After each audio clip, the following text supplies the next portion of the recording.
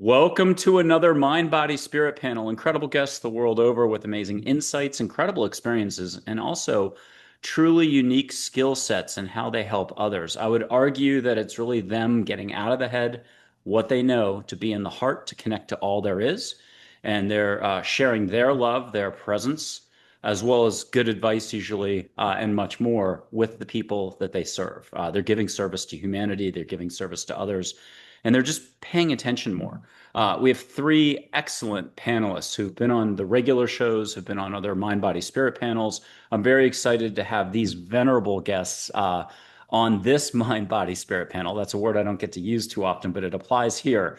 We have ELAINE Yoshikawa out of Scottsdale, Arizona. If it's Arizona State University, she's teaching Christian Buddhist ethics. She's a former professional musician, software programmer, but I'm going to call her a mystic and she'll blush. But she's been a mystic her whole life, whether she knew it or not. Super talented when it comes to just connecting to all there is, and just very sensitive. Paul Sugar, 50-year mindfulness, meditation expert, much more, out-of-body experience, near-death experience. A little bit of a Billy Crystal laugh if we can get him laughing here. But he is excellent for weighing in on topics and for sharing and caring. And if it's the word embodiment, that's Paul Sugar. He's here to remind you to get out of your thinking, get back into what you know, the heart, and that's where all the fun happens. And then CIRAK, coming to us not from India. He pulled a quick fake move. He gave us his schedule. He was supposed to be back in India. He did used to live in Bali. He's actually from America, Silicon Valley, tech type who went through an amazing transition, long storied journey. Not sure he's going to want to repeat that again, but he's got plenty of books out. And you can see CIRAK in many other shows. You're going to see all these experts again. But CIRAK is a healer, a guide, and super attuned to the universe and to life. So let's get these three talking. First of all, welcome ELAINE, CIRAK, and Paul. Great to see you all. Good to be here. Thank you for having us. Fantastic to be here. Well, it's a little bit like a game show or the Brady Bunch with the squares. And so we're going to go for the $1 trillion question first, unfortunately. We're going for the big dollars. What's going on with mankind? We have a lot of conflict. We have a lot of complexity. And I don't think anyone's shocked at that. It's not like it didn't happen 2,000 years ago, 100 years ago, 2 decades ago. That's a pattern of man right now. But there's something else going on. I think we're seeing the reversal of organization structures, whole industries, whether it's the media, medical. We're seeing the opposite, illogical stuff going on. Can you work that into what is happening for mankind? What have you noticed? Do you see an increasing frequency for man? Are we shifting somehow? First one to put their hand up can take a stab at it, or last one to put their hand up gets picked. I don't know which way this works. So let me see. You're all laughing. Oh, nope. You touched your face, CIRAK. You're going first. CIRAK, tell us what's going on with mankind. You've got some experience here. Are you noticing certain patterns or hearing something that can give us some guidance here? Yes, I think I can. And I wrote a book on it. The expansion that always happens, where the universe tests its own limits and then contracts and conserves back to what works. That is kind of the cycle, the ebb and flow of life, both at the individual and the collective level. And every now and then what I call inversion, it inverts. It gets to such an extreme of painting the picture of right and wrong, true or false, dark and light, and so forth. And so we're kind of in the middle of one of those things where everything seems upside down, but it's still only just um, the necessary opportunity to, and probably acceleration. That's the special, unique property of that. There's no slumbering or just kind of coasting through it. Most everyone gets pulled into in some way to question their beliefs. Ultimately, every belief is a limiting belief, and the way we communicate, the where we are, who we are, which is everything, kind of is up for reevaluation. And ultimately, it sucks when you're in it, but it's a good thing in the end, and brings us back to where we're meant to be with greater awareness. Ooh. That's my take. Well, a little bit like clothes, the washing machine and dryer. Paul, are we dealing with the clothes in the washer? Are they in the dryer? Are they nice, neat, and folded, coming out bigger, more beautiful, and we're happy that after it's all done, the hard work here, are we happy at the outcome? Where are we in this process? What have you noticed? Well, we're going to be happy with the outcome. And I agree with everything that CIRAK says. And as he was talking, a phrase came to my mind uh, from Alice in Wonderland, when the phrase is, where everything is what it isn't and isn't what it is. And so to me, that's sort of encapsulated. I don't know. Elaine, you're the professor. Is it encapsulated or encapsulated? Encapsulate. Anyway, anyway, that sort of summarizes for me what CIRAK was saying, because it seems chaotic, but it's not. It's actually opening lots of doors and new ways of being and experiencing and seeing things. Beautiful answers from both CIRAK and Paul. We're going to Elaine. Elaine, have you have you pumped the brakes a little on pretty much taking in new information from unknown sources, given all the other patterns that are out there? It looks like anything you hear, you've got to question it. You can't take it at face value right now. No matter what we're talking about, the media, maybe medical, this, that. We don't give advice on this show, but I'm just saying you got to be more aware of what you're trusting for information. Elaine, what are you seeing out there? Yeah, well, just in terms of that, I just think we all need to be more discerning. The idea that there are so many truths out there, and being able to discern for yourself what's going to be relevant for your own development. That's part of the awakening process. I think that's going on right now. Um, So in terms of the overall picture, I completely agree with what was said by CIRAK and Paul. I think I would also add another take on it, and that would be at the psychological spiritual level. So they're talking big picture. And for me, I'm working with individuals who are going through their messes, right? It's really tough. And I think CIRAK said it sucks. And right now, um, what's happening is a renewal of sorts. But in order to get to that renewal, you have to see everything that's out, that's underneath and has been hidden. And so that's why there's all this turmoil and turbulence, because things that people wanted to hide psychologically, spiritually, that's all being turned up to the surface. And we all have to deal with what's out there. It's all being revealed, right? And in order to get to the next step, and it's difficult actually because it's an accelerated process. We, as human beings, we haven't done this before at this level of intensity. So this evolutionary process that's going on, not just for individuals, but for the collective, for the planet, galactically. Okay, so all of this is going on, and we're all trying to make sense of it. And there are people here who are getting their information from very different sources, let's say, because there are frequencies that are coming in that have not been here before. And we're trying to, I know that I get confused a lot because of the rate of transformation that's going on this planet, and also the need for so many, I'll just say light workers, whatever that means to you. So many light workers are also going through their own process, but at the same time helping humanity. So that's been, I know that's been my challenge. And Paul, we're going to go to you. Oh, CIRAK, please follow up. Yeah, I want to amplify what Elaine said. And what you actually said as well is the idea that there was ever a time that where we could just believe what we read and see and hear. That was an illusion all in and of itself as well. It's just we didn't question it. Now we're questioning everything, and that's also I think part of the AI is a big part of that, where you realize you really Yes. never could believe anything. in the first place. So it does go back, as Elaine said, to, well, what resonates, what's right for you, and hopefully that's what happens, and you just don't believe the machines, and that all this makes people become more internal and reflective in nature. We'll see. Can I Elaine? ask a question of CIRAK? Because this is something actually that Paul and I had talked about at lunch.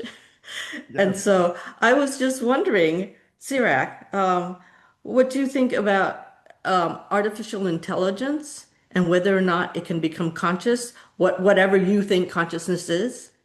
Hmm. Yeah, I don't think it's always ultimately the level of the collective is represented by AI. I don't think it can surpass that, just because where do humans, for example, create from? It's not from the human, it's in co-creation from being a receiver, being, open enough to communicate with the unknown, to be a player in the unfolding of life. And what makes us a better receiver is the depth, the suffering, the change, the deepening of struggle and working through fears and all that. And can a machine achieve that? First of all, it doesn't have a body. Well, can you then program? Because felt truth, resonant truth is a physical thing, not mental. So, okay, I've had this argument with some researchers. They say, then we'll just build a body and give it a sensor that vibrates, and that represents, frequencies and vibrations and so forth. And it basically got to the point where, well, then we're just building humans, and then we may as well just have babies. 'Cause- and that's sooner and more real anyway. So I don't think it can do that. I have a strong technology background to help with it. I think a lot of the fear that's out there is just folks that don't know exactly.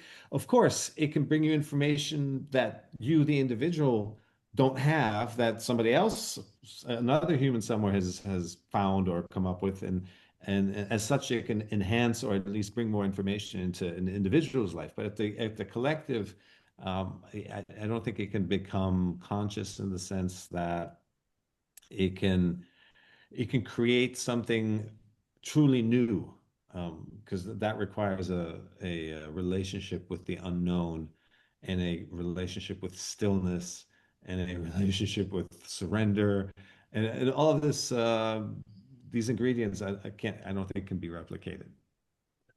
I, I don't know if my microphone's picking up all the buzzers and the flashing lights going on since it is a game show. But we've just had a special moment happen in this game show where if we mention the word AI, it got set off.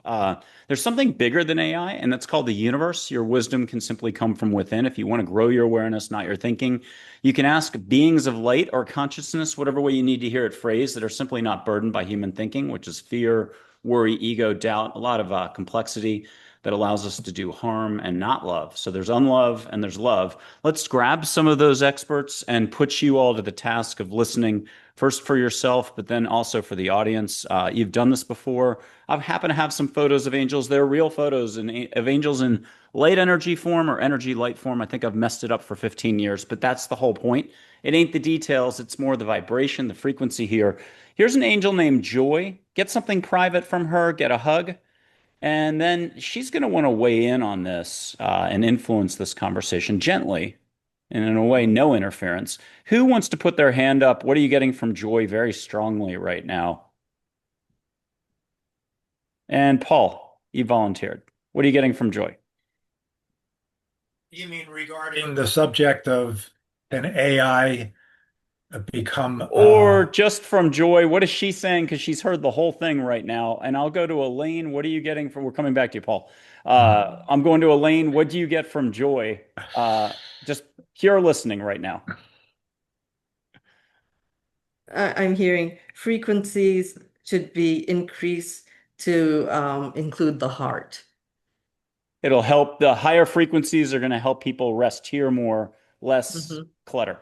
Okay, Paul, we're back to you. You get extra time since you got a little push there. What are you hearing from Joy? And get some humor for yourself. Get high vibes in the room if you want sparkles in your room as well. No limits is no limits. What are you getting from an angel named Joy? yeah, like you do many times, you verbalize things that I'm thinking, where you said no limits is no limits. I was thinking, I mean, from Joy, I was getting that all possibilities exist. There we go. And it's not to take away from AI. AI is going to be around, and a lot of people are going to think that those are the casinos you want to visit when there's actually a lot more fun to be had if you want to pay attention. Okay, CIRAK, what are you getting from Joy? I haven't worn my favorite pink shirt in a while. And she said that. She might be Um, reminding you to wear the pink shirt. I don't know. yes, exactly that. Yeah. Okay, I'm going to pull Joy back. I'm going to put up another angel, Charlotte. Uh, Elaine, what are you hearing from Charlotte for mankind, humanity? What's this opportunity in front of us all, whether we know it or not? Evolution into happiness and joy. Oh my God, that's Oscar level, Emmy level, maybe a Chloe response. Love it. Paul, you're up against a tall task to follow in Elaine's footsteps here. What's Charlotte say to you? A completion of the essence of spirituality in the densest form of matter.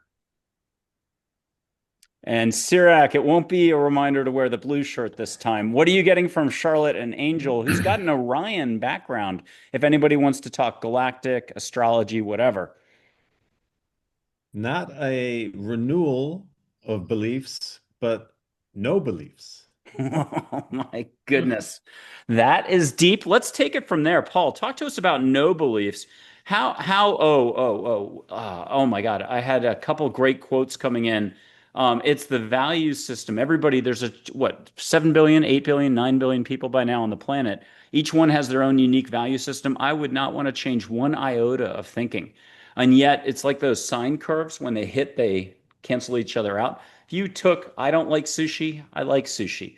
I don't like the New York Jets, I like the New York Jets, and they cancel each other out. And we do that for all the thinking on the planet. Not that the contrast isn't great. Love is what allows us to love that contrast.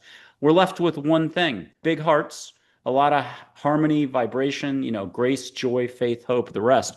Paul, talk to us about a smoother path ahead for mankind and letting go of thinking.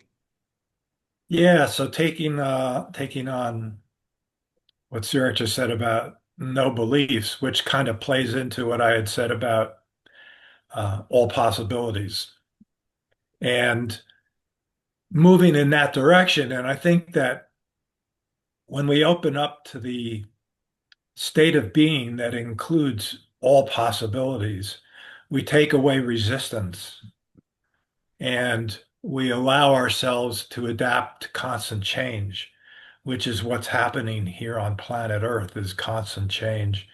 And I think what one of the hardest things for people to get used to is that experience of constant changingness, because there's a part of us, that spiritual part of us, that never changes. But then there's the earthly part of us that's always changing. And it's always the earthly part of us that's causing us stress. And so when we get into that state of being where all possibilities are there for us, it takes away our resistance to change and allows change to flow from moment, excuse me, from moment to moment, and which in turn allows that spiritual essence to, to become embodied in who we are with this particular earthly body. Which, of course, as you mentioned earlier, embodiment is, I find that word is coming out of my mouth like every other word. And so for me, for many, many years, it's always been embodying the spirit in this physical vehicle, that we're walking around in. And so, this is uh, a spiritual journey that we're experiencing in a physical body. And if the currency used to be, and I'm going to use CIRAK, if the currency used to be and still is, especially in science and everything else, it's knowing, but a form of knowing that precludes possibility. What's the new currency as you also add any other insights, CIRAK? What are you seeing? Okay, so building on what Paul said, it used to be that we had to embrace and work towards the idea of impermanence and no self and all that, and through meditation or other practices, whatever it was. But it was now it's coming from the outside, which is interesting because the external we've thought of as slowing us down or as a distraction, or we become stuck there and attached and so forth. But now it's actually shifted into the everyone jump on this train because it's the nonstop, not no, constant change train, and it's all around, and so it's this unique situation where the external is actually pulling us along into greater detachment than before we had to work through the internal work. So it's cool. It's a cool time. As my great aunt's grandmother's grandmother, the grandfather after that once told me when I was 5, damn, Skippy, that was a heck of an observation. CIRAK, whoa, that was deep. I've never heard anybody put it that way about the external thing. And Elaine, we're coming straight to you. Yeah, please share. Yeah, so as a teacher of philosophy, uh, I want to, first of all, it's very difficult for me because we're talking about beliefs, right? And you want to let go of all beliefs, but that's what I teach. Um, but I realize and understand the limitations of beliefs because it's made out of language, right? The way we're taught to communicate, the way we're taught to think, actually, which reflects upon our own self-identity. We talk to ourselves. What we're using are words, and words are limited. So we're always using these concepts, these categories that limit us. And I see that eventually, when we start going to telepathic communication, we won't need those categories anymore.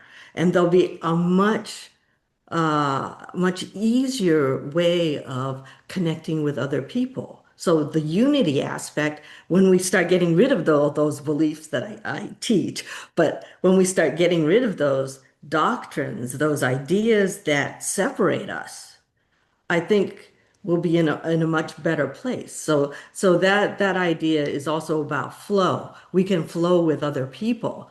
We have to learn how to flow within ourselves, but we also have to, like Sirach was talking about, the externals will start to also be able to flow with the externals as well when we get rid of those conceptual categories. The old proverbial Tower of Babel. Yes. And Can I, yeah, Elaine, can I absolutely, ask a Sirach, can question? contribute. Okay. So I'm curious if energy doesn't lie, and I'm assuming in telepathy it's energy based, but is there still lying? And if not, what does communication built on total complete truth all the time look like? We can do that on the program. It's going to be very quiet, and the audience won't necessarily be able to follow unless they can listen really well.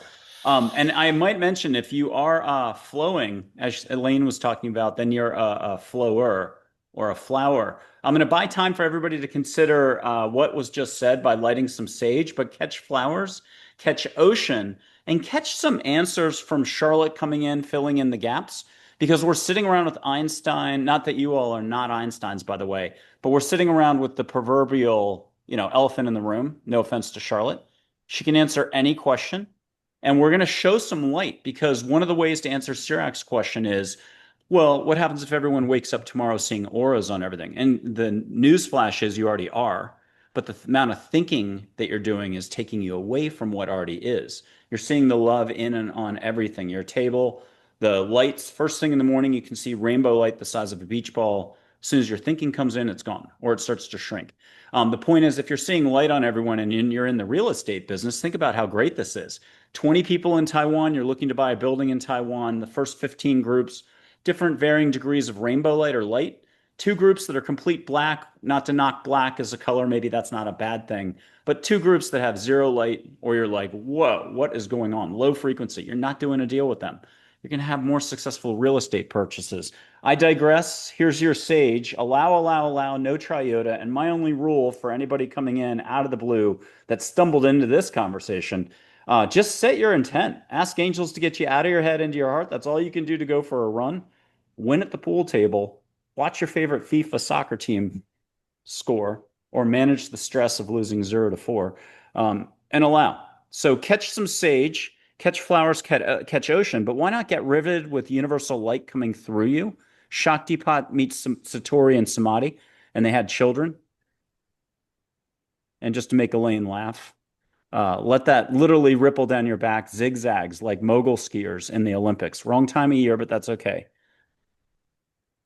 Catch a wind in the room. I'm going to blow through a microphone. If there are no limits, maybe there are really no limits in life. You knew it as a kid, and you know it half the day. You're non-thinking half. So we're going to get right back to everyone, but I am going to put up a new photo to influence. I'm going to put up 4 archangels, rainbow pie slices, another real photo, not orbs. Here's Michael, Gabriel, Raphael, Uriel. There's 3 more off camera. If you have to have Shamiel, Jophiel, and Zadkiel, I can bring that photo up. Not important. Let them come in and vibe you out. Basic listening. What do you think most of your intuition, half your intuition's been your whole life? If your grandmother came into you, you'd freak out. You'd need to check in, get a psychologist appointment. And so it's much better you think your intuition's you. And then your higher self is the other half. Okay, so CIRAK, I got you laughing the most. Let's have you tee off this golf ball. Where are we headed? What Archangel Gabriel just told us? Just archangels coming in, or talk to us about, answer your own question here. Is it going to telepathy, or is it maybe actually frequency based, or seeing light on everything, or being more attuned to how it already is? Probably all of it. And it all has different qualities, and it continues the diversity of the passion for creation, because that isn't going out anywhere. And more. So everything that we just named, and probably variations and such, it's just when you look at the nature of life in this dimension, it's constantly pushing, testing the limits. Do I need 14 legs or just 2? And it'll do that the same in this realm when the vibration reaches those heights, that those types of communications become more commonplace, that it'll expand in that realm, or actually will become more available to expansion in that realm. And it's already there, and it's for all of us to raise our vibration so we can see it and tune into it, and then enjoy that adventure of discovery. Well, and animal consciousness is already showing us part of the pattern and the way. But Paul and Elaine, who wants to go next and just sort of address what's maybe in the cards for humanity as we expand within and connect to all? Elaine? Well, Or Paul? Okay. I can be Elaine Okay, go ahead, Paul. for the next moment. It's one of those skills that I picked up along the way. If you saw Disclosure Day, you'll understand Oh. what that's all about, sort of related to remote viewing and so forth. But anyway, that's a whole other show that we And could Paul, you're talk an about. ex-Stargate remote viewer. Why don't you elaborate just a little extra? There are people who have seen Disclosure Day, the movie. Let Yeah. us know a little bit of the big picture then. Okay, well, did you want me to talk about Stargate Any or which the way you big? want to take us that you think is going to help push this envelope a little bit. Okay, well, what I do want to say is I want to defend thinking because we have to be careful not to throw the baby out with the bathwater. And I do think that there's a reason that the frontal cortex is there for humans, that we're able to think. It's part of the apparatus. I think the problem currently is we just haven't learned how to think yet. And so a lot of thoughts that we have are counterproductive. And I see a lot of that. I blame a lot of that on the status of our nervous system, primarily the autonomic nervous system, where lots of people end up getting stuck in that fight or flight response. And so their lives become overshadowed by fear. And so that fear is what influences the thinking process with many, many people, which complicates the thinking process and makes it problematic because we end up having thoughts that are highly influenced by fear, which is not a good thing.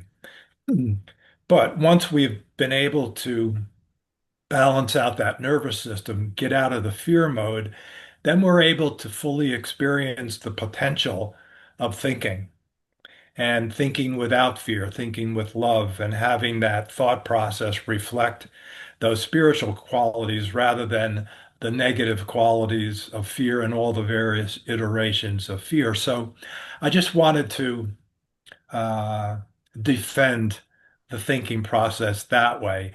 Although it is true that for most people currently, thinking is a problem.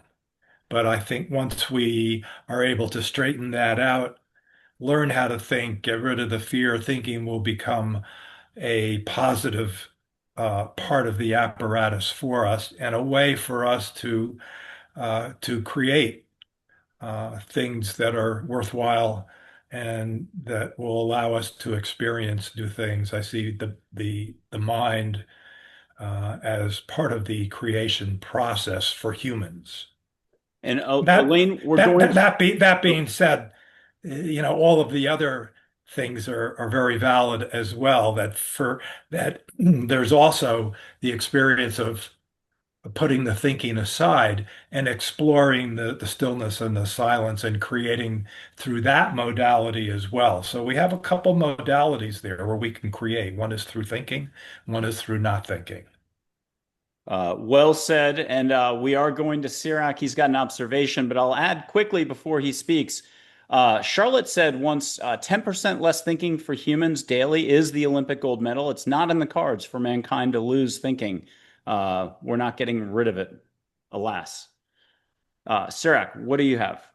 Yeah, question for Paul. So as it stands, thinking currently and ties into maybe Elaine, what you were saying, requires speech or writing to for us to be able to apply scrutiny for thoughts to become half the time they're junk, half the time they're old, and if we don't have some filter on it, primarily speaking and writing, uh, it doesn't produce well-formed thoughts and realistic and resonant thoughts. And do you think that there will come a time or a point when writing and speaking can fall away and thoughts can stand on their own in integrity and be largely believable, or not believable, but substantial, without an additional filter system? You mean telepathy? Well, is that what that is? Well, yeah, my experiences of telepathy is that think they're still thinking, but it's without the writing, without the speaking, and so forth and so on. Um, but thoughts are still there. They're just being transmitted in a different way. And until, shall we say, our receiver, our antenna, uh, is tuned to right on the station where we can get clear signals. Um, we're going to, as I said before, get the static from not being right there on the station. But Hmm. once we're on the station and we can be static free and hear the signal clearly and express the signal clearly, that's going to be a whole ball and a whole other ball of wax. But yeah, but without writing and so forth and speaking, then telepathy does kick in. And once again, I'll repeat that my experience of telepathy is that it still does include ideas and thoughts and so forth and so on. And at least for now, my experiences are telepathy is easier, is much easier, and a much clearer way of communicating. Ooh, We're going to Ooh, Elaine. We haven't had her talk in just a little bit, but I just wanted to remind folks there's a billion beings of light that don't use thinking at all, don't have it, they're not burdened by it.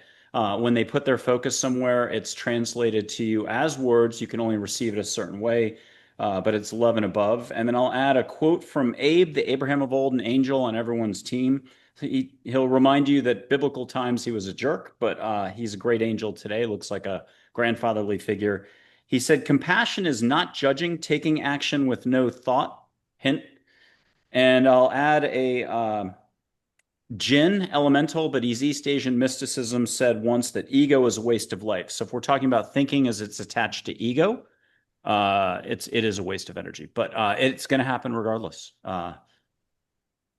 Elaine, what's your weighing in as basically a Zen master here? Let's hear it. Oh, no pressure. No pressure at all. We're playing some high stakes volleyball here. There's been a lot of spiking going on.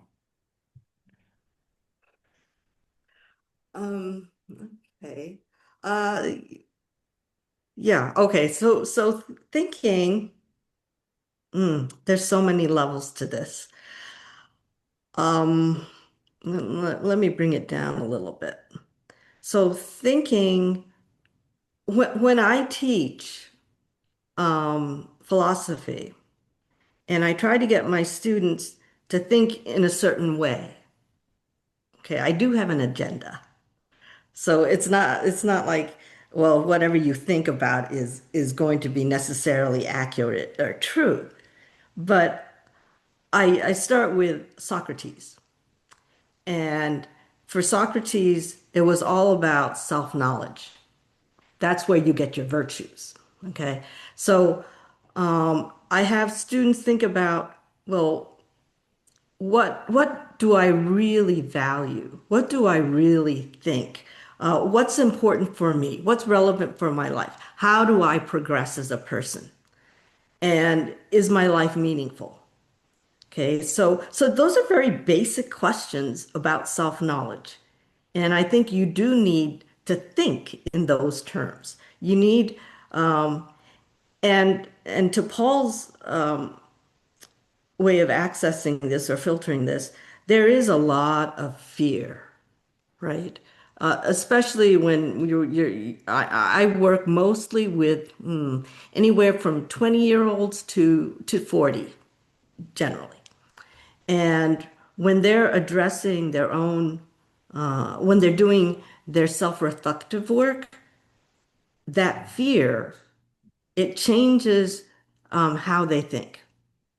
And so what I try to do is have them think about, okay, you have this. I have a spirituality class now that I'm having them do exercises being still within their heart. And then I want them to think about who they are from that level. Um, and a lot of times they can access those fears, but it works a little bit differently because now they're also using the energies of their heart. And they're able to see, I think, a little bit more of themselves, and they expand their awareness of themselves. They start focusing on that expansion rather than the contraction of the fear. And so for me, the thinking, just in this little context, just because it's a huge subject, the thinking, I think what's important at this juncture for each individual, and actually as each individual expands, it also expands the collective. Um, I think when people start to acknowledge those fears and start working within their own heart, they come to their own wisdom. I mean, you can't have wisdom unless you're working within the heart, but you're also thinking at the same time. Otherwise, it wouldn't be wisdom, I think. Um, so that's basically the area that I'm working in. CIRAK, can we have you do a little follow-up? Yes. Well, so I had that separate question to, or continued question to Paul in terms of much of the noise, if not all of it, comes from when we generate thoughts, for example, but also anything we do in life, it comes from when we're motivated by the self, by the I, the me, the stories, and the beliefs, and trying to defend and uphold and analyze and compare and all of that stuff. So it's telepathy, the frequency, the tuning to that, so that it could be a mode of communication. Are those still our own thoughts then? Because can we ever generate thoughts that pure? Or are those co-creative thoughts, those downloaded thoughts that then come through us, but we're not the main driver there? Only humans can ask that question, but that was a good one. And then I'll get us going for another 5 minutes. Paul, Yeah, well, that of course was classic. it was totally classic. Yeah, that's Yeah. classic. I mean, that, CIRAK is presenting an existential question that's been around forever. Where does all of this come from? And, when you're in that egoless state, it becomes apparent that it's all communal and that we're all sort of plugging into the universal thoughts and feelings and experiences and things like that, which brings us to that idea of interconnection, interbeing, as Thich Nhat Hanh, I think he actually wrote a book that was titled Interbeing, not quite sure. But that's where the experience of sharing um, thoughts, experiences, emotions, and so forth and so on with others and the universe uh, become your present moment reality. So yeah, sure, to answer your question, that's been my experience. It's very hard for me to say that I've had or will ever have an original thought. It seems like it's always plugged into something else. And we learn a lot about this through artistry, various forms of art. If there are artists out there who are very eloquent as far as how they express, how they achieve their art, and they're always talking about plugging into the universal information and being very careful not to take credit, exclusively for their art and, you know, giving credit to that universal pool, as I guess Jung would call the universal unconscious, that pool of possibilities that exists for all of us. Mhm. Paul, I got another quote for everybody, and then we're going to try to go back to frequency and go for a little ride.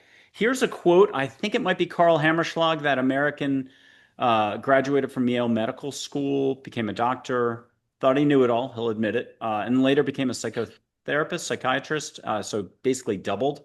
But an Native American medicine man took him under his wing when he was alive.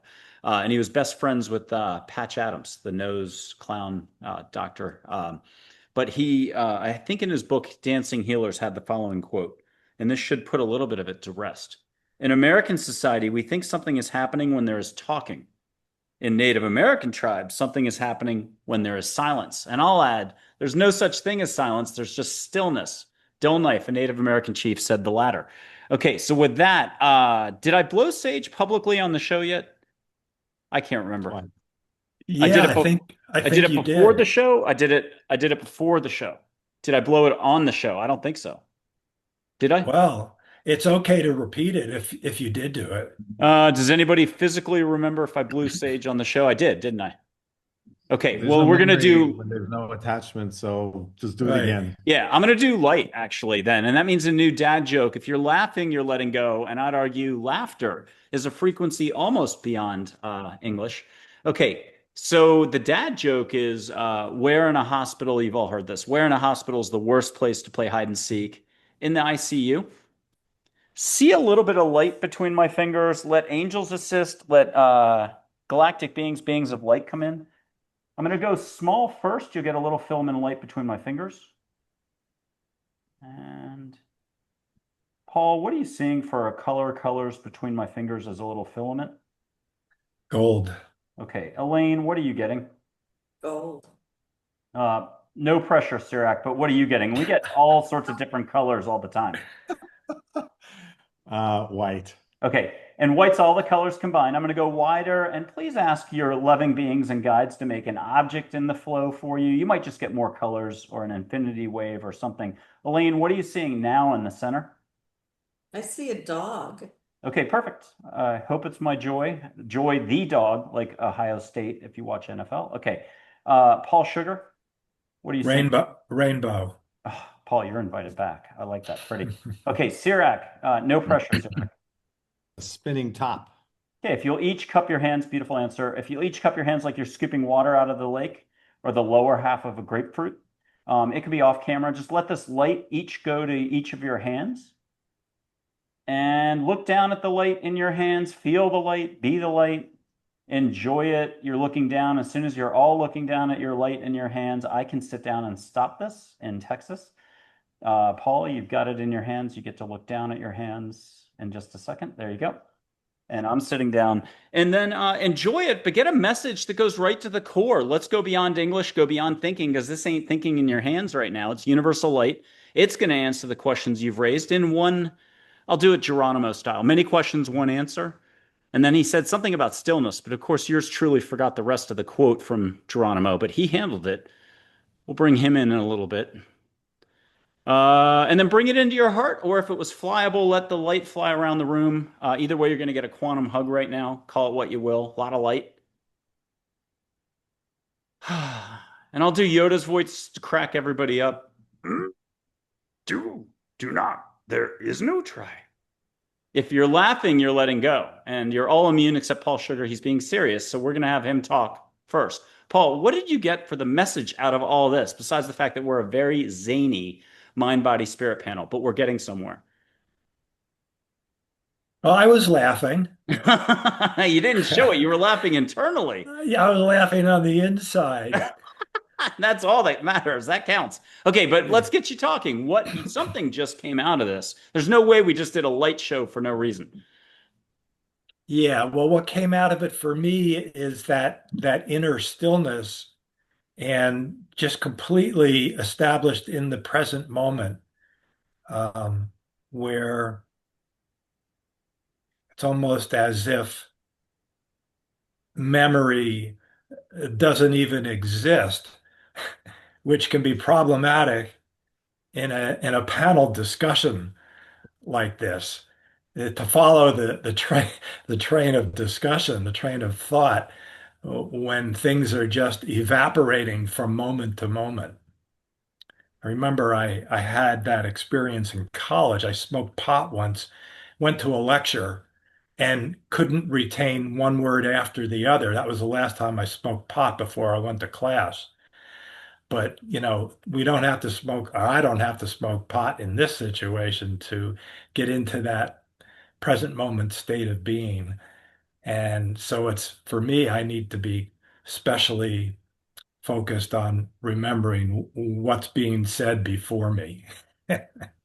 Very good job. And I found that quote from Geronimo from May 9th of 2016. What do you know? I actually write stuff down. CIRAK, we are going to you in just a second, but he said, many questions, one answer. Be present in the din. With that as a little bit of influence, what did you take from all the energy work, seeing light, being the light? Yeah, I see an endless light, and on that endless light we get to skate endlessly. And the next question along that dance lane would be, can you laugh into telepathy? It's the Hmm. forest from the trees, or is it if a tree falls in the forest? Did you hear it? I think we are doing semantics here, but Elaine, why don't you take a shot at this? Can you laugh telepathically? I believe the answer would be yes. I think it's yes. Okay. Then let's jump to the next. You brought up some figures. And now we're going to put our listening ears back on. I've got Thich Nhat Hanh for you. Somebody brought him. Well, no, I've got Socrates. I lied. We'll do Thich Nhat Hanh next. Plato. I have an actual light energy photo of Plato. You didn't quite mention him, but you brought up Socrates. We might as well bring in Plato. And then Carl Jung, and we will bring in the proverbial Geronimo. Now, this is a not the most flattering shot of Socrates. So if you prefer to close your eyes, so be it. He'll come in. Paul, what are you hearing from Socrates to weigh in on everything we've been discussing? Hmm. Well, if I remember correctly, Socrates never wrote anything down. And if it wasn't for Plato, we wouldn't know anything about him. I don't know why I said that, but that's all I have to say about Socrates right now. Okay. Maybe he should have written some more stuff down and not rely so much on Plato. All right. Now, Elaine, if I put up a photograph, an actual pic in light energy form of Plato, you can see the nose, mustache, eyes. He's coming in as a being of light right now, and you want to listen to what he actually has to say. We're going to jump past human thinking and knowing. What's Plato have as a reminder for all of us watching and the panel and the host? That we're eternal. Nice. CIRAK, what are you getting from Plato? And no hugs from him. They're sweaty. Fist pump tap on the shoulder. I'm warning you, you're going to be like, oh my God, that was a sweaty hug. So I promise, don't get a hug. I can imagine at the highest levels of channeling or manifesting or co-creation that writing would actually slow down or even interfere with the frequency, the true frequency of impermanence. Paul, what are you hearing from Plato? Yeah, I kind of get the same thing. In fact, um, what's that book? Hmm,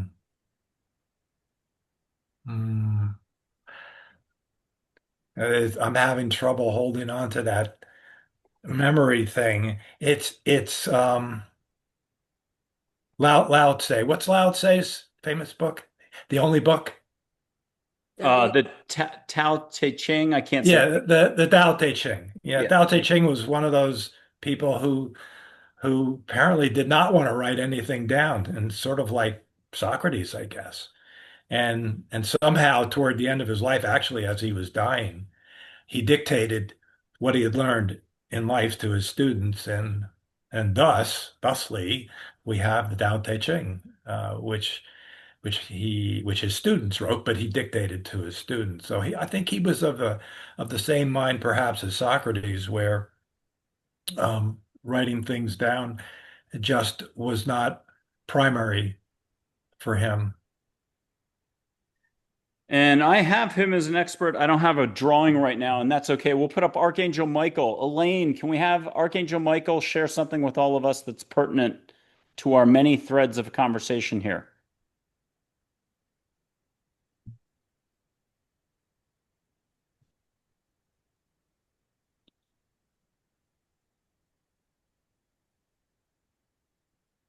I'm just seeing, I'm not getting words. I'm just seeing all these threads of light that are dispersing out um, from a disc. Oh, actually, this might refer to what I saw when you gave us the light exercise. Ooh, yes, keep Okay. going. Yeah. So when you told us, when you showed us well, I was seeing golden light, and then it turned into a tree in my hands. And so I felt like that was the tree of life or the tree of wisdom, one of those. And it started, um, when you had us put it into our hearts, it started rooting deeply into my body. So you have the roots in the body, and then there's the core, and then, yeah, excuse me, and then the leaves. And the leaves started turning into gold again, and then dispersed out. And that's kind of what I was seeing with Michael, the Archangel Michael. Yeah. Beautiful, wow, and very poetic. Holy cow. Uh, CIRAK, Can we talk about trees some more? sure. Oh, so recently, just a recent download, that you either have to be a really old soul or a really ambitious soul to come back as a tree. Mm. Because you got nowhere to go. You can't avoid the weather, the storms, the critters, the soil, whatever's happening. You have to be from the get-go in complete and utter acceptance. And not only that, the you acceptance of the aging branches coming off and whatever it is, and then whoever comes along and says, let's chop this guy down, you even have to be a total peace and acceptance of that. So ultimately what a tree represents is a prolonged crucifixion. Well, yeah. And coming in as a human, it's not forever. So there are endings, quite sudden sometimes too. So let's do this. I am going to do it differently. I'm going to try to shake this tree and get some leaves to fall, and we'll leave it at that. Here, I'm going to blow through this microphone. I'm going to look like I'm cheating at ping pong, two paddles at once, or a swan or a goose, your preference. Please allow extra energy, light, love. I am going to read a quote from Archangel Uriel from like 2012 or so. If more people would listen, less conflict would result in any given situation. There's a method to the madness here. We're going somewhere, but here comes the first of a couple whooshes of light. And we're going to blame angels. Don't blame Canada, and certainly don't blame the show host. And please like, subscribe, share, comment. An emoji counts if you're shy, and especially put in like 5 emojis down. These guys are doing great. Here we go.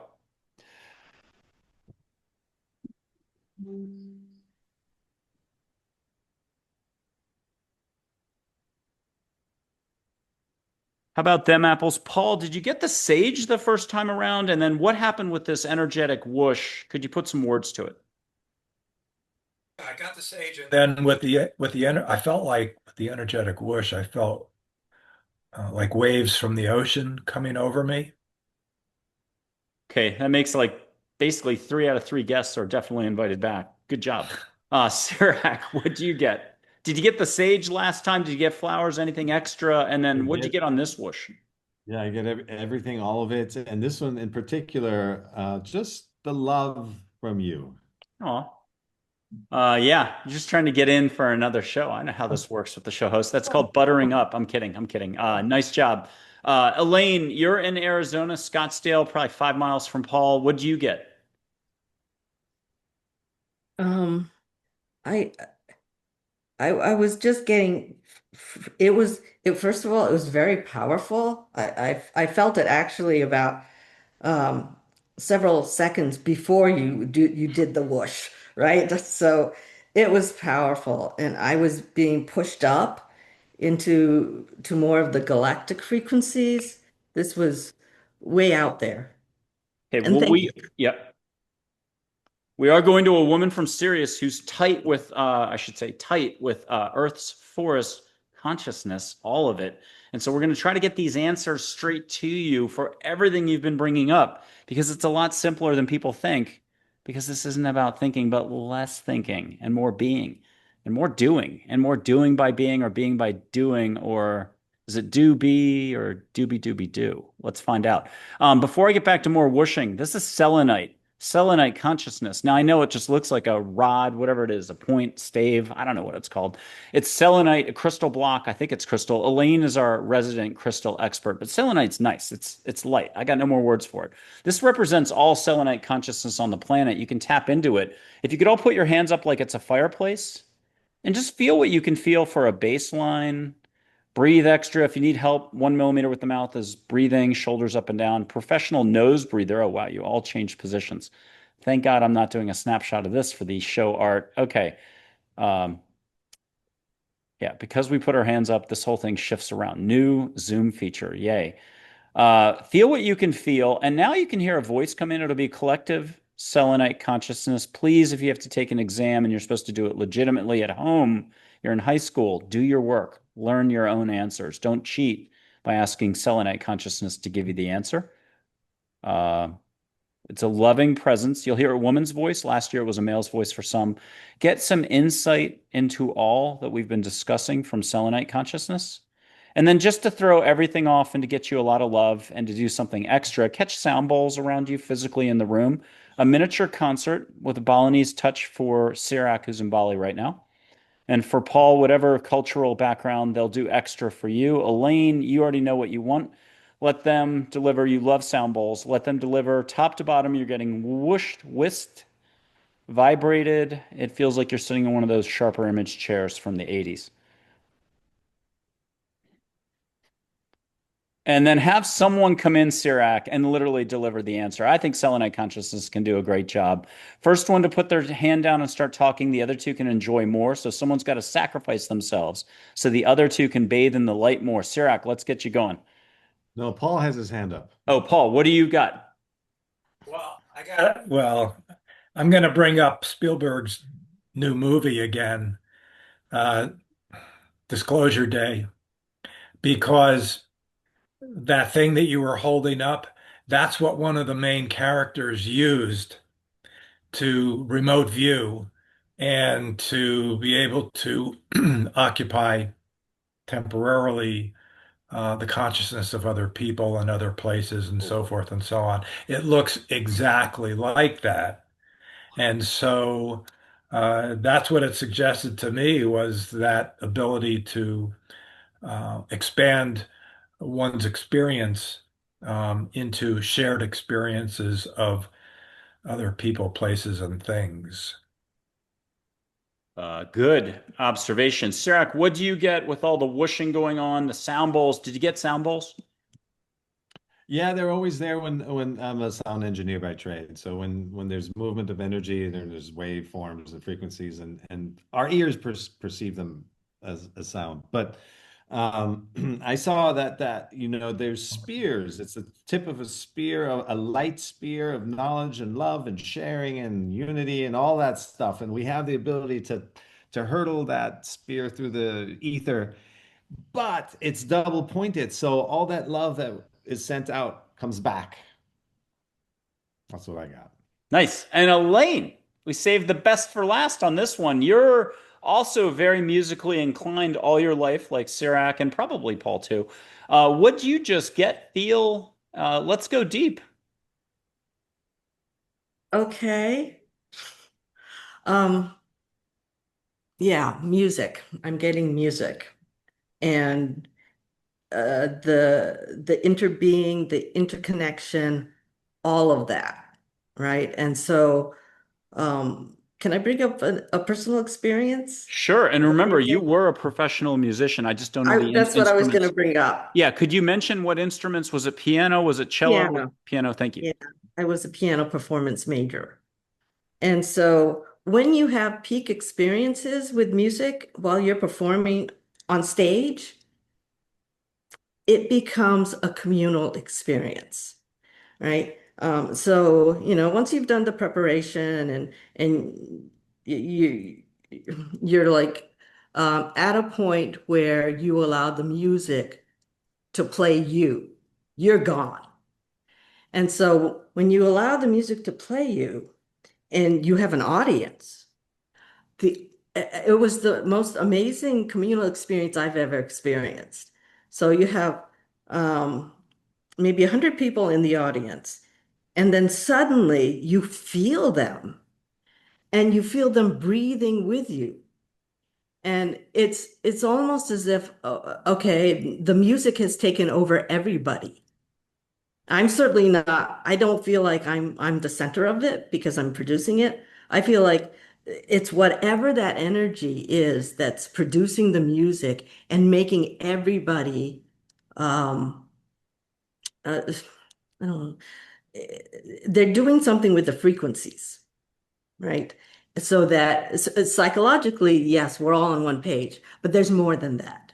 It's the frequencies because we're dealing with music. Everybody is really communing at a frequency level in harmonies, in either the same harmonic or the same tone or harmonic notes. So it's and so we're all creating music, but a different kind of music in that auditorium. It's yes, there's that physical music from the planet from where we are physically, but there's another kind of symphony going on with everybody in that audience, in that auditorium. Who wants to add something? I'll just say briefly, because I've had similar experience. I've played in orchestras, and when you're holding up that double pointed wand, it reminds me of the of what the conductor holds with his stick, as he's conducting, or she, as they are conducting the orchestra. So when I see that, I see the conductor, pun intended, conducting the orchestra. And before we get to CIRAK, Elaine, what are you hearing from selenite consciousness as a reminder to humans to just chill out and enjoy the ride? What are you getting? Love each other. That's how where we get the the unity and the interconnectedness. And I've got to mention, Elaine, in the background, you have huge crystals, but there's more all around your place. You're into oversized, sized, or just big crystals, and you're known for this. So, very attuned, but I think anyone who just knows how to listen. Paul, what are you getting from selenite consciousness right now? What's the message for humanity? Well, to me, it comes back to the conductor conducting energy so that it brings people together. CIRAK, selenite consciousness speaking, woman's voice this year for maybe 80 people. Last year, a couple people got a male voice to start. What are you hearing? What's the message? Then please go on and take us somewhere with this conversation. Well, building on what Elaine said earlier about language being so limited, language is essentially a reaction. It's an isolation of one moment and then making something out of it, explanations, labels, debate, whatever. And because we're human, we like to do that, but it's essentially interfering with the flow because we're isolating one moment and making more out of it than it really is than if we were just kind of continuous on and on. So, and that then also ties into not, it looks like stillness and not speaking, also because speaking is a constant interruption. It's a labeling. It's an attachment to a moment and amplifying it well, necessarily or unnecessarily. That may be judgment, but anyway, the continuity of things is found, or the experience of that is found in the stillness and the silence, and it does raise questions then, it's got to be pretty darn important or interesting to break that continuity, that impermanence, that stillness, that silence, to say something or to act, because all of that takes us out of the being state and into that doing mode. And with a nurtured relationship in that stillness, if that's the foundation, then we naturally get quieter. We naturally hang on to stuff less. That's why Paul doesn't remember anything anymore. When that's the most beautiful state to be in. And you could tell the same dad jokes over and over, Michael, and we'll always laugh. I like that. I'm going to do it. Beginner's mind. Yes. There's a huge difference between thinking and being, or what's the difference between thinking and awareness? And I have a lot of those answers from Native American chiefs, from angels. I'm going to try to find just one as I buy time here. It's sitting right in front of me. Good luck as I look through 18 pages, but I just need to turn a single page.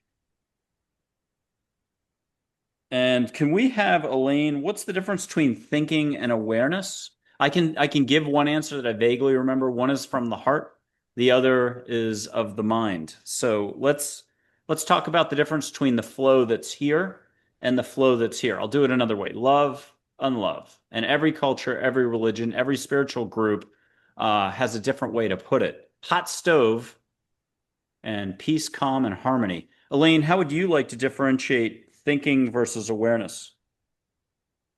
Mm. Well, awareness for me is that it's much more expansive. And so there's a movement towards the outside. And again, it's also a movement towards the inside as well. So awareness for me is about stillness and paradoxically the movement of stillness outward. Um, as far as the mind goes, you can become very fluid in your thinking. We can become much more adaptable, much more flexible. And that's something I think that can be taught, but it's also part of the heart. The heart can help the mind move and expand. Paul, we're going to you then, CIRAK, but I did find the quotes. I was totally looking in the wrong spot, and and luckily I stopped when I did find what I was looking for. Luckily. Okay, here we go. What's the difference between thinking and awareness? Charlotte said, an angel, I've put her photo up before, one of my business managers, tough taskmaster when I was younger, and still today, probably pretty tough. What's the difference between thinking and awareness? Stuck versus unstuck. Whoa. Okay, here's another one. What's the difference between thinking and awareness? Dull knife. Thinking takes energy. Awareness is knowing and acknowledging. Red shirt. Thinking brings in doubts. Awareness is what is. And awareness is observing, red shirt said, awareness is observing what is already in place. Before I give some more deep answers like this, who's got a reaction to those? CIRAK. Oh boy. Um, well, it could be as simple as big and small, light and dark, but then all the way to stuck and unstuck, or flow, non-flow, or identified state versus no self, and but I think the Elaine touched on something, that there's a paradox in there. Um, for me, awareness is primarily sensation awareness, which is to be fully embodied, feeling your feelings fully without reacting to them or judging them, because that's what takes the primary mechanism that takes us out of the flow and out of receiving mode. And so if we're allowing ourselves to just feel and flow, then you have a physical experience. At the same time, the awareness that flows from that, and that being a non-physical experience. So they're tied together. Of course, there's meta awareness, which is being aware of what you're aware of. We're going to leave that aside for now because that will just make it complicated. But the duality, or the contrast, the paradox of both being in the body so fully, and that being what generates awareness, or allows us to be aware. Something to think about. Elaine, we are coming to you in just a second, and I'm going to have some very special quotes from angels and others highlighting differences between thinking and awareness. But I've got two doozies for Paul, because Paul, you've gone out of body, or we'll just call it going one with all, going within the universe with your eyes shut to be able to experience broader dimensionality. And here's what's the difference between thinking and awareness? Heather, an angel, makes hearts in her photos. She said, the difference between thinking and awareness, limiting versus limitless, limitless, limiting. And she said, time versus timeless.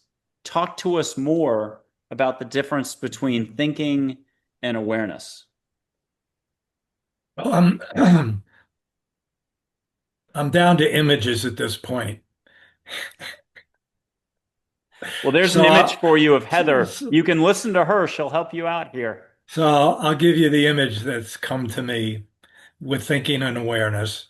If we imagine a painter who has a blank canvas, to me, that's awareness.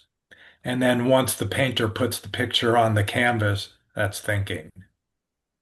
I've never said damn Skippy once in a show until today, and now I'm saying it twice. What do you know?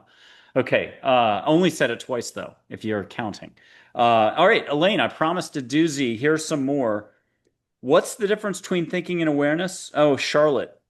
She said knowing versus unknowing. Kind of what Paul just said in a way.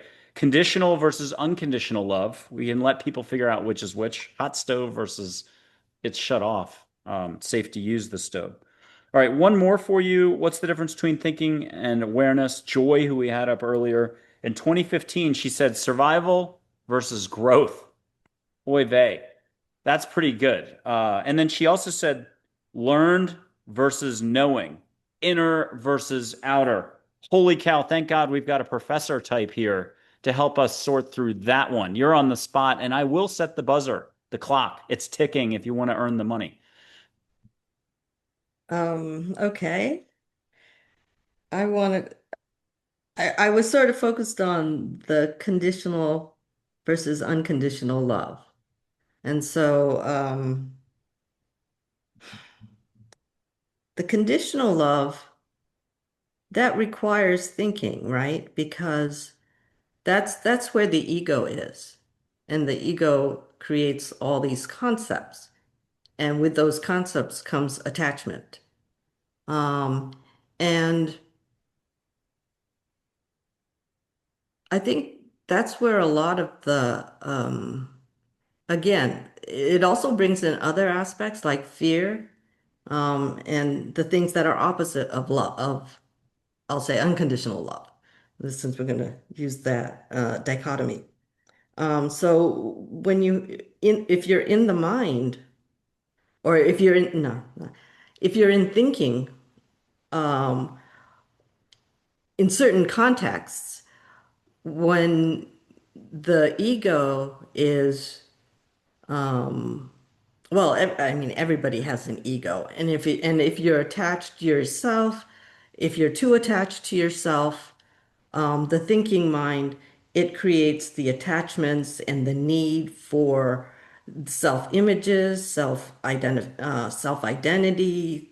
Certain things have to happen in order for you to be happy.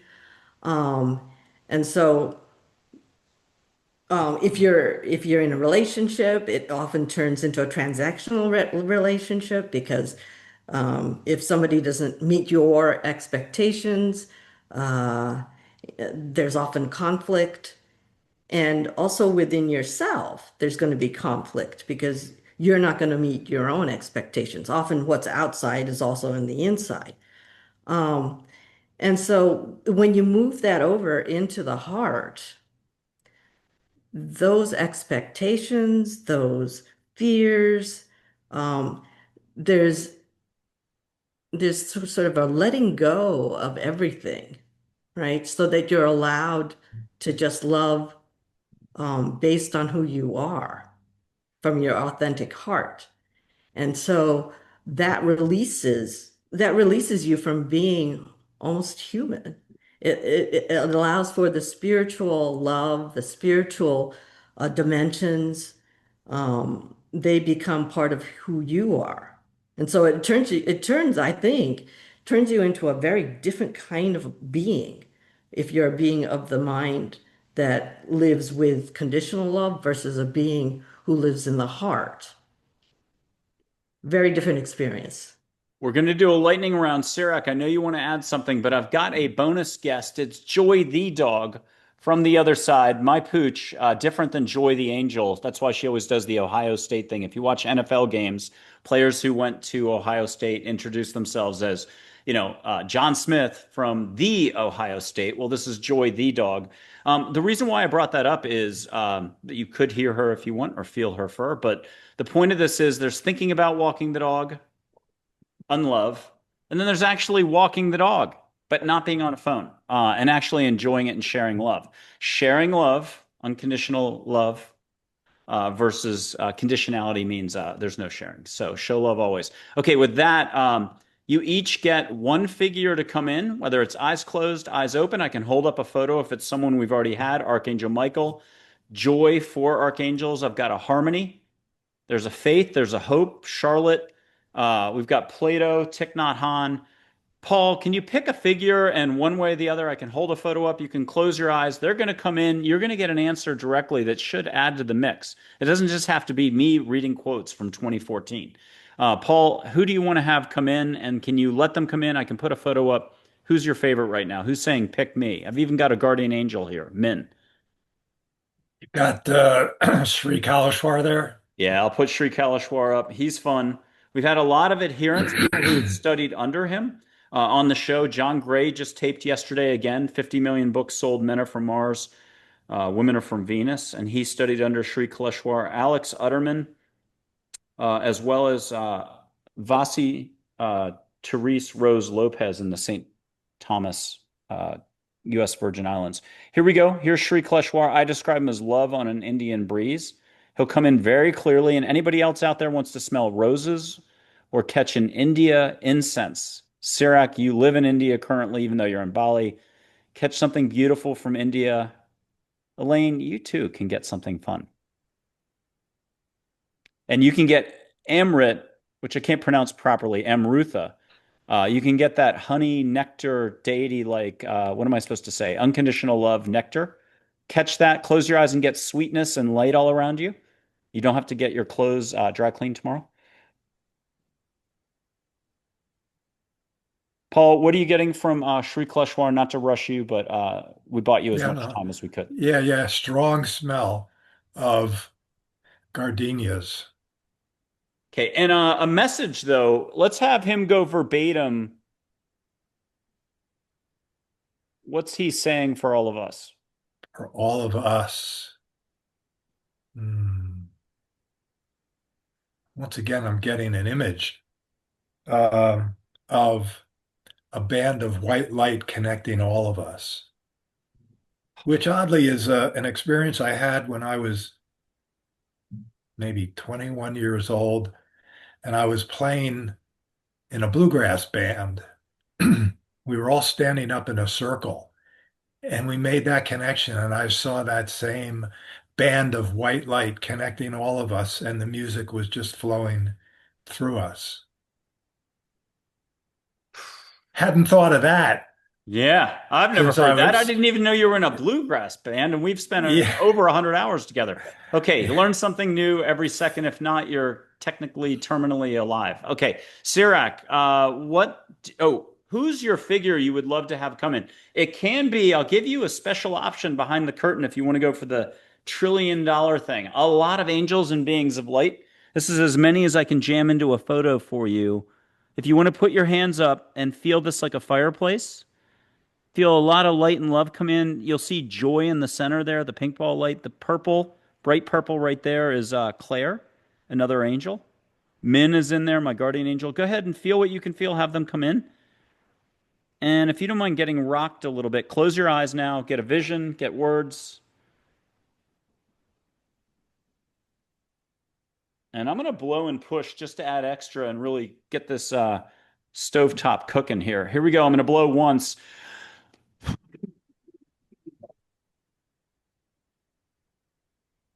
And you should have a lot of beings of light coming in, answering a lot of stuff here. What do you got for us? We just jammed you. Yeah, well, I got the already on the previous, but picture. I've got pretty much the same thing Paul was saying, in that I saw these. Everyone has a spark. Carries that spark, and we can all connect through that spark, and it's the spark of unity. And that was one of the things that I felt was the obvious one that was missing when we were describing thinking versus a heart. That it's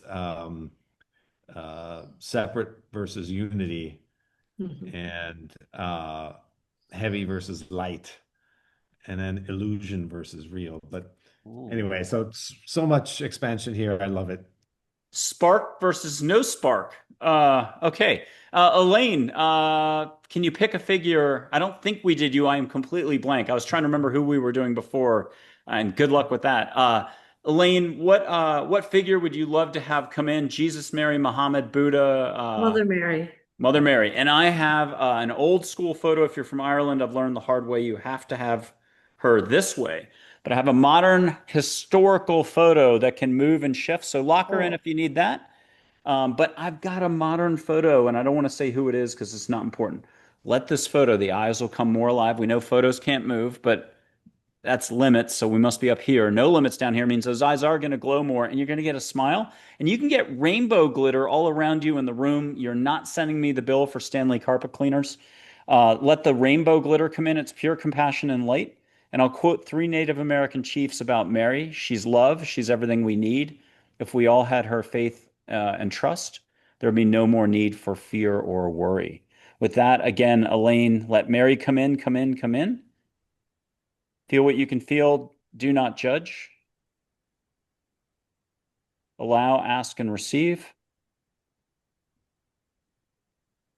And what'd you get from Mary? It's just a simple phrase. Time is timelessness.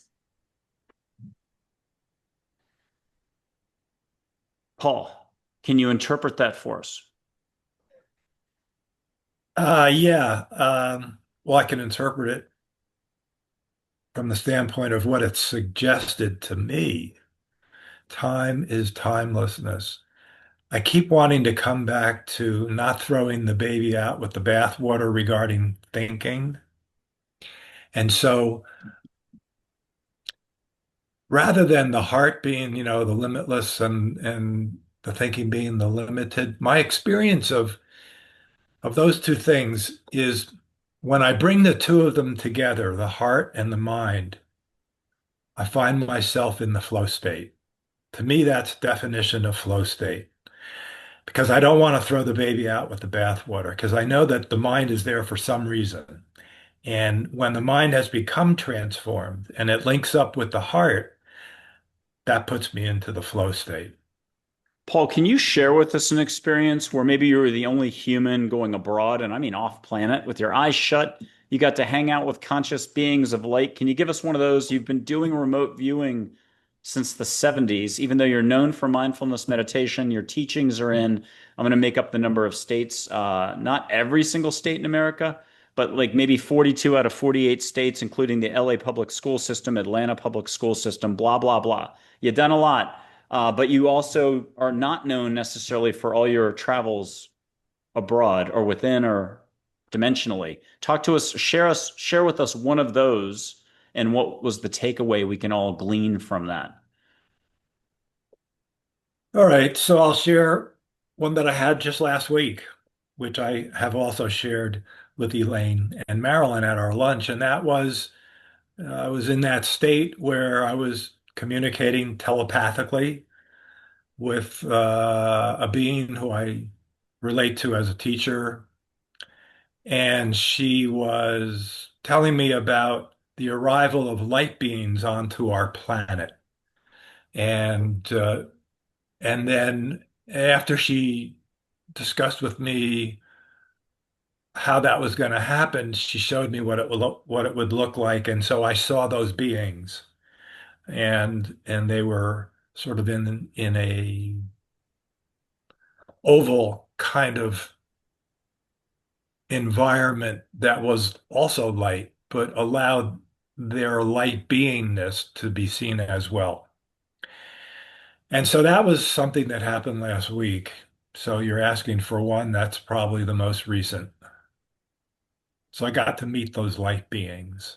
CIRAK, either you get to add something to this or share an experience, either meditative state on a walk, where the universe stepped in. What would you like to add to the mix right now? Mm. Well, there's I have this as a sketch in one of my books, where it's basically we live, the whole three-dimensional world exists, sits on a love grid. And it's permeated by this frequency of love, which you could say is mathematical perfection. It's very high vibrating energy that, when experienced, everything becomes equal in it.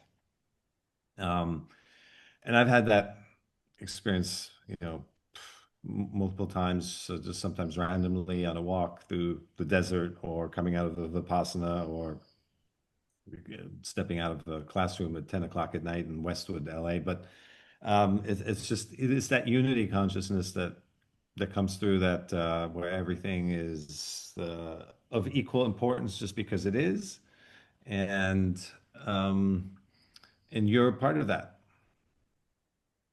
We're going to go a little more metaphysical. I don't even know what that means, but I'm going to ask for people to ask Harmony and Charlotte. We need a destination. Is it Middle East? Is it a beach in Hawaii? Is it another setting in India? Can someone step up and just hear very clearly in unison? And we might have some choices, but is it India? Is it Hawaii? Is it the Middle East? I need a setting. Who's getting very firmly a setting? And could you just pipe up? Paul, what are you hearing? I'm hard pressed to choose one out of those three because I feel close to all three. Yeah, they're all good, and they're all good. There's no wrong answer here. It's not a trick question. But Elaine, what are I'll, you? Well, Paul, what are yeah, you getting? yeah, I was gonna say the Middle East, specifically Israel, specifically what's it called? The Church on the Mount, Temple on something the like Mount. Yeah. Temple on the Mount. Yeah, that particular spot. Okay. And the only question is it unbuilt or built? I guess it's old school historical location without all the modernity, if that's the right thing, without all the modern trappings. Is everybody good with that as a location? Or a Middle East desert oasis is better? What's the answer here? I need concurrence from the three of you. You guys want Temple on the Mount, or do you want a desert oasis, more nature? That's Harmony the Angel, by the way. She does rainbow light. You can close your eyes, start to feel harmony coming in. She's Harmony. She, of course, chose tranquility as a word. Don't ask me. But there's a faith, a hope, a grace, joy. You get the idea. Okay. Paul, does Charlotte say Middle East desert oasis is okay or Temple on the Mountain?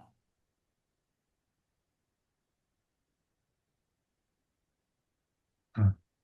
Well, I'll stick with the Temple on the Mount, Okay. And as long as it's okay with the others. yeah, are you okay with that? Okay, and CIRAK, it's out of my purview here. Do you know the Temple on the Mount okay for you as a potential destination? We're all going to shut our eyes in a second, or you three are. Do you mind arriving there and maybe seeing these two on the other side with your eyes shut? I'm just trying to. I hope it's a comfortable location. It should be. I think it's a sacred site as historic stuff goes. But CIRAK, I got your permission. What I'll do is with Absolutely. your eyes open, I'm just going to whoosh once, but go ahead and hear anything you need to hear from Charlotte, from Joy, and let me find Michael somewhere. Give me half a shake of a lamb's tail here. Okay, here's three angels. Here, you're about to go on a little trip with your eyes shut. 3 to 4 minutes of our time might feel a little longer. You'll be able to see each other in light energy form on the other side, whether you're seeing Aurora Borealis or physical. You see a Paul with a little extra height. Can't stop smiling on the other side. And then you see Elaine also made out of light. But the point of this is let me just whoosh once or twice first, catch some light on the front end, and then we're going to send you packing here. Okay, here we go. Here comes a little bit of light, a big breath.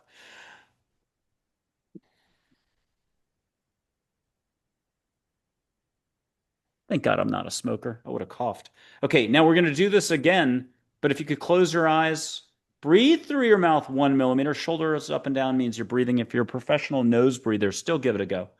Okay, here we go. Close your eyes and allow for the Temple Mount to start to materialize. Let unconditional beings of light bring you into that. There might be a nice fire going on, a lot of angels around looking human, very happy, high vibe. Places of honor for you three. And here comes the next whoosh.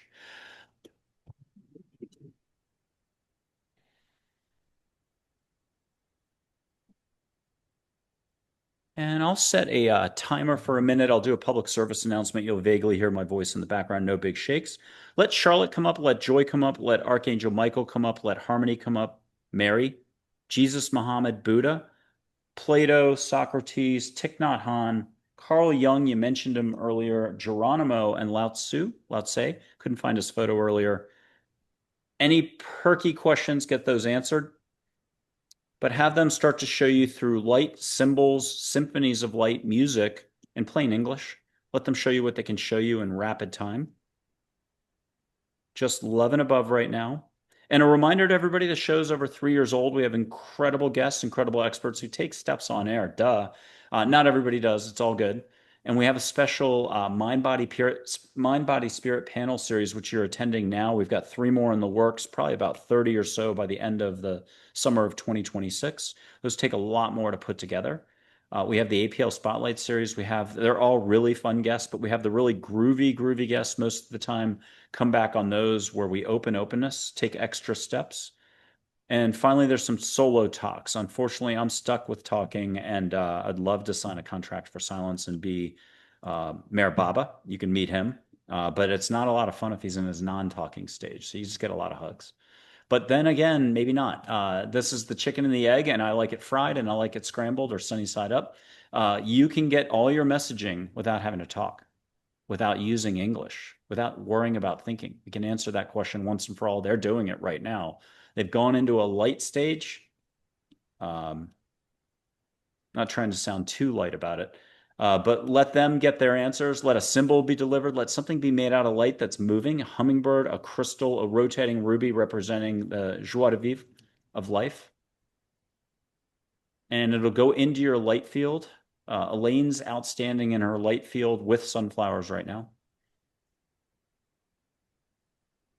And if you're laughing, you're letting go. And if you didn't laugh, you've already let go. Whoops. And so far, I've gotten 2 of the 3 guests laughing, but a third is letting go off the freaking charts. And she's going to be relating a lot when she comes back. We got about another 30 seconds. I'll try to plug something here. Barnett Bain is the current guest as we tape. He's a Hollywood film director. He was involved in Celestine Prophecy, but he did What Dreams May Come. He did Eckhart Tolle's Milton's Secret. He was kind enough. I met him in like 2018. I think he gave me a testimonial back then. He is fun, very plugged in on the galactic. And he knows another one of our guests really well, Hale Dwoskin. And then I talked to John Gray yesterday, and he's like, I know Barnett. And so all 3 know each other. I was wishing one day to get those 3 on a mind, body, spirit panel, but that might be too much for this still learning mind, body, spirit panel host.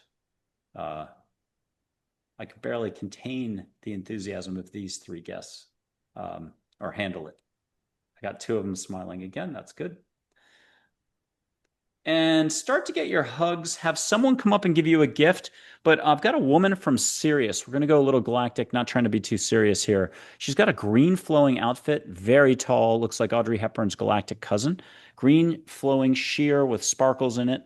You could just stare at the dress all day long. She's got white pinpoints of light around her. Each one is independent, Christ consciousness, Zen-like, white diamond light. She'll share those with you. Each one is pure openness. She loves the Earth's forests. It's one of her biggest causes. She loves mankind. So she'll share your answers about the trees, about mankind, and she'll do it in such a fast way that it'll make us all look like rookies right now.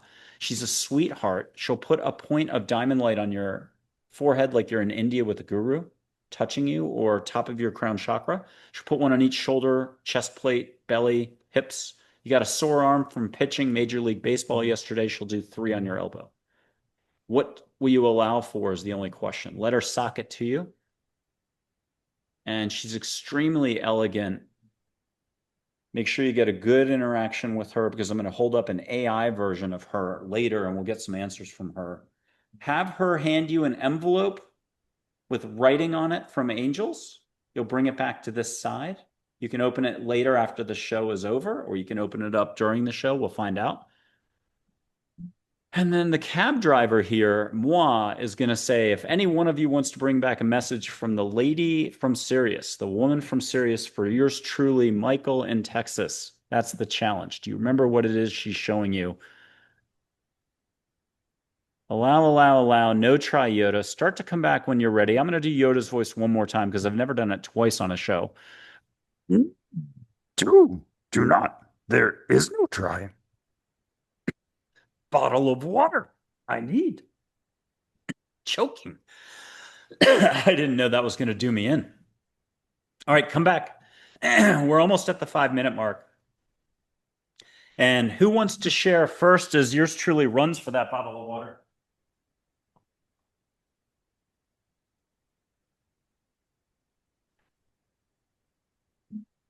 Always have the bottle of water handy. I broke my only rule. Never get I'll drink some water and you'll feel better. There you go. Elaine, you were deep into it. Couldn't get a smile out of you. You had an experience. Everybody's hitting the bottle today. Elaine, first of all, did you make it to the temple on the mountain? I believe so. Okay, and did you see some other loving beings? Very many. And did you see Paul looking pretty muscular? I did. Did you see CIRAK?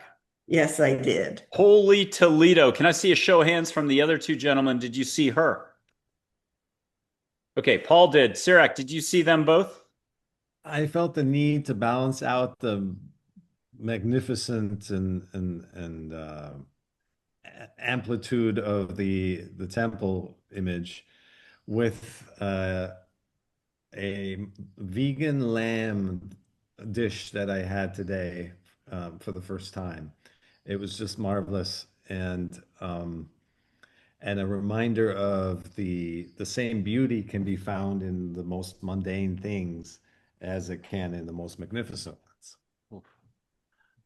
And Elaine, could you go on just a little bit more about then what transacted, the part that you'd want to share out loud, and then any messaging you got for all of us or reminders, especially from the woman from Sirius or Mary?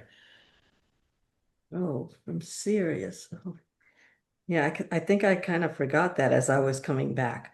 But I was kind of lost in the interaction of the energies between the three of us. I just felt like we had done holy work together in that area. And so I was bringing back some of the information that I probably don't want to share right now, but our interactions from the past. Okay. And I will put you on the spot one more time. Here's the woman from Sirius, an AI drawing. Take it with a grain of salt. 95% human looking. Just, you can close your eyes and have her come in her way. And again, tight with Earth's forest, pinpoints of light. You've met her before, actually. Yeah. Let her share a message for humanity, the audience who's listening. I'm seeing gold at this point. Um, I'm hearing the word interbeing and I'm seeing gold. Okay. Paul, your passport got stamped. Did you have to knock some sand out of your shoes? No, my shoes are good. Actually, I think I'm barefoot. If I let me look down there. Yes, I'm barefoot. I think that was the Twilight episode from the 50s, 60s that they thought it was all made up, and then the sand was in the shoe when it got tipped over. He was talking about being in the desert, but he's in like America somewhere, no desert nearby. The sand came out of the shoe, and everyone was like, whoa. Okay, Paul, what happened on the other side there? What was this about? And do it in layman's terms for folks who are still trying to figure out what the hell are we doing on this show. Yeah, so what drew me to the Temple on the Mount was the energetics in the other dimension that that focus on that temple. And it's like a wide shaft of light that goes from above to below, all the way through the temple into the center of the earth, from the heavens to the earth. And there's that huge shaft of light, very, very wide. And that just kind of brought me in, and I kind of got absorbed by that, standing in the middle of it, actually. Yeah, yeah, there you go. And there it is. Oh my God. Thank God for Google and AI, I assume, since it's probably all becoming the same at this point. CIRAK, talk to us about what you experienced a little more. That was 5 minutes. You guys were out. So anything you want to add is fantastic. Yeah, I had some great downloads, and then I totally forgot them. And being okay with that is part of being, staying in the flow and being enlightened or whatever. But then I remembered what I was going to say, so I guess I'm not enlightened. And that would be a reversal of the amount of time we spend speaking with listening. So I think the creature you showed us had big ears, and you actually said listen in as you were presenting, and and that would be a step towards yes, right? Big ears. I see big ears, but so that would be a huge step towards because I mean some people say stillness is consciousness, and having that as the contrast to our doing, put that in context and in its place and in balance, that would go a long way in establishing something. or If not? you can put it, we're going to have a game show contest moment. It's like hitting the buzzer. But if you could each go kumbaya for me, put your hands out like you're each getting $100 on the left and the right of you. Okay. Left to right of you. The audience doesn't know if you're really doing it or not or what's happening. Feel lights start to come in. Audrey Hepburn may hold your hand. The woman from Sirius, Mary, Jesus, Muhammad, Buddha. You may get it down your back because you're expecting it on your hands. Who knows? First one to say, I got something, and they'll whisper a few words to you. You're going to get a hug. Then speak up and you're letting the other two off the hook. But first one to get, like, Mary's coming in and like, I love this. Are you kidding? Elaine, I'm holding your hand right now. Or Paul, you might be getting Buddha, or it's Thich Nhat Hanh, or it's Grace, the light being. Who knows? CIRAK, you might be getting somebody as well. And then Elaine's going to play with it. She's out. Okay. Paul, CIRAK, what are you getting? Who do you want to say is coming in? Who do you think's coming in? And this is our last interactive thing, just about. Well, I'm still seeing the sand coming out of the shoe. Oh my God. But I don't think it was from Twilight Zone. I think it was from Wayne's World. Whoa, Wayne's When World. Wayne went to the desert and visited Jim Morrison, and the Indian was there with him, and he came back and woke up in his bed, and when he looked in his shoe, sand poured out of his shoe. Wow, deep movie reference. And it's not the one where the airplane gets stuck in the middle of the desert with all the famous actors. Jimmy Correct. Stewart, maybe, and stuff. Yeah. Yeah, Okay. that's the flight of the Phoenix. Phoenix. Yeah. But thank God for engineering and thinking. They Yeah. got out. Okay. Not this time. You guys got out by being, beingness, suchness, and the rest. Let's hear something profound to wrap it up for the audience. What would you like to add as a reminder? Keep it real, keep it simple, keep it real simple. I've already taken that one up. So, CIRAK, what's your reminder for everybody watching as we begin to wind Mm. down here? Well, actually, in my hands, I didn't feel any dollar bills, but I felt two bars of gold. Ooh, And it represented a plethora of things, a reminder of our own lightness, and but having to accept the limitations of being in a body.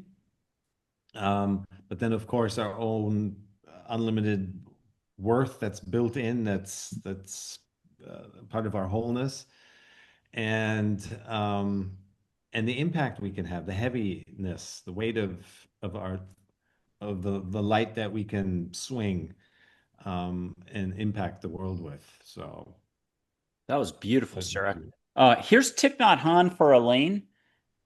And let's let Thich Nhat Hanh come in. Anybody who wants to catch a Vietnamese temple incense in the air that's very exquisite? Or jasmine or something, you can catch jasmine. Elaine, what are you hearing from Thich Nhat Hanh as a reminder for all of us? Let the peace within yourself expand you. Darn, two in a row. Paul, you're stuck on this one. I mean, that's a lot of pressure, but Thich Nhat Hanh's one of your favorites. So let's see how you guys do. Let's say it's the badminton court. What's next? To Elaine, another title of his book, of one of his books, Peace in Every Step. That's how I learned about duality. I think it was in 1993. I did not officially keep a diary, but I did have a little notebook. And I wrote down a bunch of phrases that were with me for at least 16, 20 something years. I was always wondering, though, about this one quote from Siddha Katrapa. Whatever the yogin sees is his instruction, and realization that all he sees is unborn. That is the most excellent guru. Innocence is the way to realize non-duality. For here the effects of virtue and vice are one. Now, yours truly had no Buddhist professor or Elaine to call up, or Paul or CIRAK. So I was left wondering, what is non-duality? Now, it wasn't a day or night thing for 20, 25 years. I could have looked it up, I guess. Computers, AI, Google didn't really exist back then. But I'm sitting at an Acura dealership in Austin, Texas, and Acura is getting serviced. I'm outside watching leaves swirl, sitting on a curb, a mini Satori moment. I'm reading the little book that a friend's wife gave me. It's a short little thing. And it's the only non-sentence in the whole book. It's blah, blah, blah, non-duality, period. Not two, period. Incomplete sentence, not two. and like a little lightning bolt without getting hit by lightning. I'm like, oh my God, I waited 15, 20 years to figure out that not two is what non-duality is. So with that, that was my introduction to Thich Nhat Hanh. CIRAK, let's give you a shot at Thich Nhat Hanh. If you could catch, though, musical symbols playing for you, whether it's an actual physical humans or wind blowing on those chimes, sacred, sacred sounds. See things as they are. You three are amazing, and you were super patient with moi, so thank you for that. I think you gave us a very interesting experience today, very loving and very caring, and I think your big hearts all came out. So thank you, Elaine. Thank you, CIRAK. Thank you, Paul, for sharing and doing what you do. It's been a real treat. Thank you. Yes. Thank you, Michael, for all the work that you do. Thank you, Michael. You are so loved. Show love always for everybody at home, and be sure to hit the like button. This helps get it out in the algorithm and all that other stuff. Thank you, Elaine, CIRAK, Paul. You're amazing, and this has been a lot of fun.